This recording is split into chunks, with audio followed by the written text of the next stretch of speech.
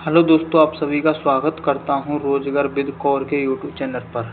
तो हम पढ़ेंगे पुष्यभूति वंश पढ़कर नहीं, हम हर्षवर्धन को पढ़ेंगे। तो पुष्यभूति वंश जो थानेश्वर का पुष्यभूति वंश, जिसके वर्धन वंश भी कहा जाता है, जिसकी स्थापना पुष्यभूति ने की थी, जिसके संबंध में इसका जो संबंध था वो वैश्य जाति से था। सामंत या गुप्तों का सामंत था। कौन? पुष्यभूति था। पुष्यभूति था वो सामंतों का क्या था? सामंत था गुप्तों का।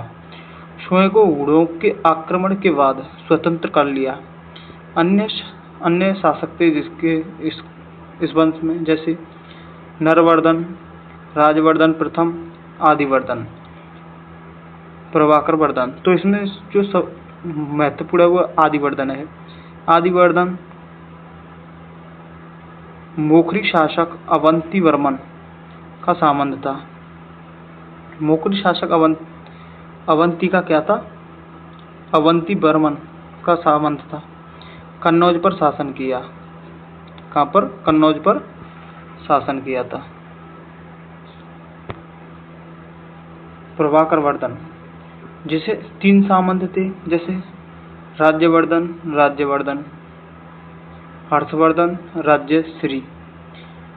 तो प्रभाकर वर्धन ने पुत्री राज्यश्री की शादी मोखरी शासक था अवंती वर्मन के पुत्र गृहवर्मन के साथ कर दी।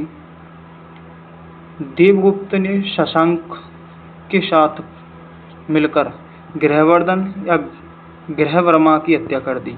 किसके? देवगुप्त ने शशांक के साथ देवगुप्त ने शशांक के साथ मिलकर गृहवर्मन या गृहवर्मा की हत्या कर दी। राज्यवर्धन ने देवगुप्त की हत्या कर दी। शशांक ने राज्यवर्धन की हत्या कर दी। बौद्ध वृक्ष कटवा दिया। किसने? शशांक ने। बौद्ध वृक्ष किसने कटवाया? यह प्रश्न पूछा जाता है। तो बौद्ध वृक्ष किसने कटवाया? बौद्ध वृक्ष शशांक ने कटवाया था। बौद्ध वृक्ष किसने कटवाया? शशांक ने कटवाया। अब पढ़ लेते हैं हर्षवर्धन। 606 से 647 ईस्वी तक इसने शासन किया, जिसका जन्म 590 ईस्वी में हुआ, जिनकी पत्नी थी दुर्गावती। मात्र 16 वर्ष की आयु में थानेश्वर की गद्दी पर बैठ गया। कौन?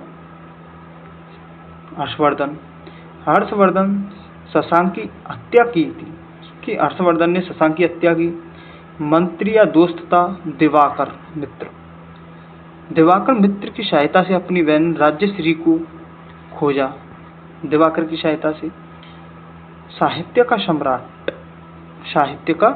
सम्राट कहा जाता है।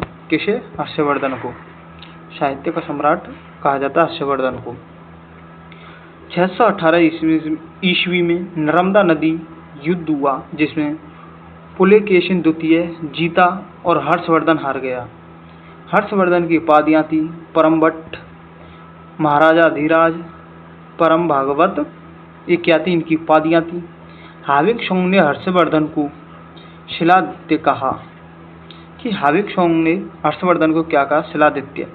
जिसकी राजधानी थी बहन राजश्री के कहने पर इसने थानेश्वर कन्नौज को अपनी राजधानी बनाया। किसके कहने पर? राजश्री के कहने पर। हर्षवर्धन के अधीन 5 राज्य थे, उत्तर भारत के थे। पंजाब, कन्नौज, गौड़, मिथिला, उड़ीसा। इन पर किसका शासन था? इस पर शासन था हर्षवर्धन का। किसका? हर्षवर्धन का शासन था। हर्षवर्धन ने पुत्री का विवाह वल्लवी गुजरात शासक था ध्रुवसेन द्वितीय से किया। कश्मीर पर आक्रमण। बुद्ध का दांत कश्मीर से लाकर कन्नौज के निकट संग्रहालय में स्थापित किया। कि हर्षवर्धन ने कश्मीर पर आक्रमण किया और कश्मीर से जो महात्मा बुद्ध था उसके दांत को लाकर कन्नौज के संग्रहालय में स्थापित कर दिया गया। दो महासभा प्रयागराज और कन्नौज के हाथी इनकी महासभा थी। कुंभ मेले की शुरुआत हुई थी प्रयागराज से। कि कुंभ मेला की शुरुआत कहाँ से हुई? कुंभ मेले की शुरुआत हुई थी प्रयागराज से। प्रयागराज यूपी से पड़ता है। प्रयागराज गुजरात, ठीक है, प्रयागराज यूपी में। हर्षवर्धन की हत्या 647 ईस्वी में हत्या कर दी गई, जिनके दरबारी कवि थे बाणभट्ट। हर्षचरित्र कादम्बरी लिखी किसने? बाणभट्ट ने। हर्षचरित्र और कादम्बरी रचना थी। हर्षवर्धन ने 3 नाटक लिखे जो संस्कृति में थे, प्रियदर्शिका, रत्नावली और नागानंद। ये किसकी थी? हर्षवर्धन के 3 नाटक थे। श्रेय धावक नामक कवि को दिया गया। यह श्रेय किसको दिया गया? धावक नामक कवि को दिया गया। शिव एवं सूर्य की पूजा करता था कौन? हर्षवर्धन थे, जो शिव एवं सूर्य की पूजा करता था। हाविंग संघ में हर्षवर्धन ने कि हाविंग संघ की संगत में हर्षवर्धन ने बौद्ध धर्म की महायान शाखा को अपनाया। कौन सी शाखा को? महायान शाखा को हर्षवर्धन ने अपनाया, बौद्ध धर्म की को। हाविंग संघ 629 बीसी से 645 बीसी कुछ किताबों में बताया जाता, पर यह नहीं रहा था, क्योंकि ये 630 से 645 15 साल भारत रहा। हाविंग संघ के शासनकाल हर्षवर्धन के शासनकाल तक रहा था। हर्षवर्धन के शासनकाल तक ही रहा था। जिन्होंने ग्रंथ लिखा, जिसका एक ग्रंथ है यात्रा वर्णन में लिखा था, शियुकी क्या था? इसका ग्रंथ था, या इसमें यात्रा का वर्णन किया गया है। कि हाविंग संघ का ये ग्रंथ है शियुकी, इसमें यात्रा का क्या वर्णन किया गया है? यात्रा का वर्णन किया गया है। वर्तमान का शाक्य मुनि कहा जाता है किसको? हाविंग संघ को। कि वर्तमान का शाक्य मुनि किसे कहा जाता है? हाविंग संघ को। यात्रियों का राजकुमार हाविंग संघ को कहा जाता है। यात्रियों का राजकुमार भी हाविंग संघ को क्या कहा? अरब आक्रमण भारत पर प्रथम मुस्लिम आक्रमण 711 में अब्दुल्ला द्वारा या फजल द्वारा किया गया। द्वितीय बुंदेल द्वारा जो असफल रहा। ये क्या है? उबैदुल्ला द्वारा असफल रहा, बुंदेल द्वारा ये क्या रहे? असफल रहे थे। प्रथम सफल आक्रमण मोहम्मद बिन कासिम द्वारा सिंध पर किया गया। किस पर? सिंध या सिंध पर किया गया। 712 ईस्वी में किया गया सिंध पर। सिंध का जो शासक था राय वंश का था। अंतिम शासक था राय साहसी द्वितीय था, जिसका मंत्री था चाच ने सिंध पर अधिकार कर लिया। किसने? मंत्री था चाच ने सिंध पर अधिकार कर लिया। सिंध, चाच और चंद्र दाहिर ये क्या थे? इसके शासक थे, जिनका वर्णन है चाचनामा। लेखक था अली बीबी क्या था? लेखक था। इसमें चाचनामा में इनका वर्णन मिलता है। 712 ईस्वी में मोहम्मद बिन कासिम ने दाहिर पर आक्रमण किया। किस पर? दाहिर पर आक्रमण कर दिया। किसने? मोहम्मद बिन कासिम ने, जिसका सेनापति था उत्तरी पश्चिमी प्रांत के अध्यक्ष था अल हजाज। कौन था? जो उत्तरी पश्चिमी प्रांत का जो अध्यक्ष था वो था अल हजाज था। 712 ईस्वी में जजिया कर गैर मुस्लिमों पर लागू किया था। जो जजिया कर है सबसे पहले किसने लगाया? मोहम्मद बिन कासिम ने सबसे पहले जजिया कर लगाया। कब? 712 में। कब? 712 में सबसे पहले जजिया कर लगाया। जो जजिया कर है वो कैसा था? गैर ब्राह्मण, विधवा, विकलांगों, गैर मुस्लिमों पर जो जजिया करता वो ये ऐसा करता जो गैर मुस्लिमों पर लगाए जाने वाला करता। लेकिन इसने क्या किया था, मोहम्मद बिन कासिम ने ब्राह्मण, विधवा, विकलांग को छोड़ दिया था। इनसे ये कर नहीं लिया जाएगा।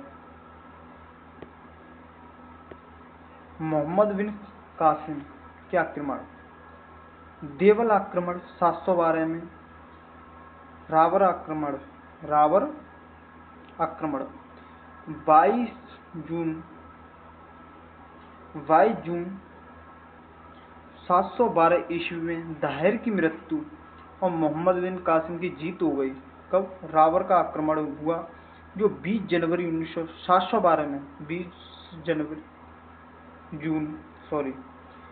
जून 712 में दाहिर और मोहम्मद बिन कासिम के बीच हुआ, जिसमें दाहिर हार गया और कासिम था वो जीत गया। ब्रह्मानाबाद आक्रमण, जयसिंह जो दाहिर का पुत्र था, जयसिंह था वो दाहिर का पुत्र था और मोहम्मद बिन कासिम के बीच हुआ, जिसमें जो जयसिंह था दाहिर का पुत्र वो हार गया और मोहम्मद बिन कासिम क्या जीत गया। दाहिर की दूसरी विधवा पुत्री थी लाड़ देवी और 2 पुत्रियां थी, सूर्यमला या सूर्य देवी, परमल देवी। इनको क्या कैद कर लिया गया या बंदी बना लिया गया। फैक्ट, खलीफा मंसूर के समय ब्रह्मगुप्त द्वारा रचित ब्रह्म सिद्धांत और श्री हर्ष द्वारा खंडन खाद्य, ये अरब विद्वान लिखे गए। जो ब्रह्म सिद्धांत और खंडन खाद्य थे, इन्हें अरब ले गए। कहाँ पर ले जाए गए? अरब ले जाए गए। अरबी अनुवाद कराया इनको, अरब ले जाकर इनका क्या कराया? अरबी अनुवाद कराया था इनका। नोट, मोहम्मद बिन कासिम द्वारा द्रहम मुद्रा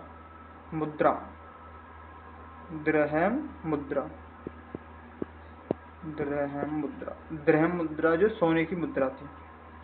द्रहम मुद्रा जो कैसी थी? सोने की मुद्रा थी। द्रहम मुद्रा थी वो कैसी थी? सोने की मुद्रा।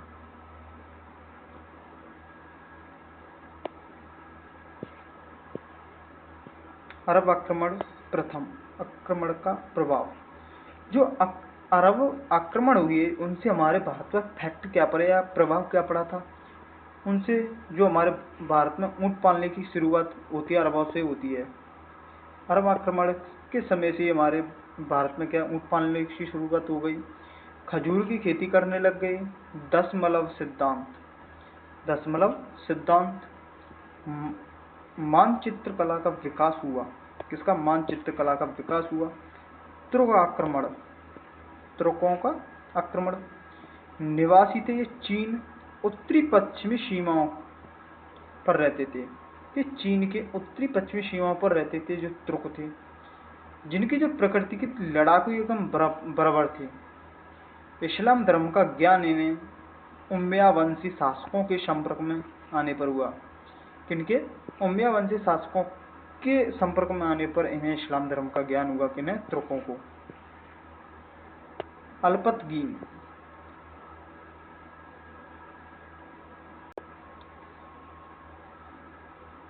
अल्पतगीन बुखारा के सामानी वंश के शासक अबुल मलिक का गुलाम था। जो बुखारा का सामानी वंश का शासक था, अबुल मलिक का क्या था? गुलाम था। कौन? अल्पतगीन। जिसकी जो अबुल मलिक की जो मृत्यु है 961 ईस्वी में हो गई। जिसका उत्तरदायी अधिकारी था वो था भाई था मंसूर और चाचा। इन भाई और चाचा इन दोनों के बीच युद्ध हुआ, तो जिसमें जो मंसूर था वो जीत गया और चाचा हार गया। चाचा क्या हुआ? हार गया। तो जिसका जो अल्पतगीन ने इसका चाचा का क्या किया? सहयोग किया। चाचा हार गया तो ये अपने 8000 वफादार सैनिकों के साथ अफगान के नगर गजनी में बस गया। कौन? अल्पतगीन था। अल्पतगीन 8,000 वफादार सैनिकों के साथ अफगान के नगर गजनी बस गया। वहां पर जाकर इसने गजनी वंश की स्थापना कर दी। किसने? अल्पतगीन ने।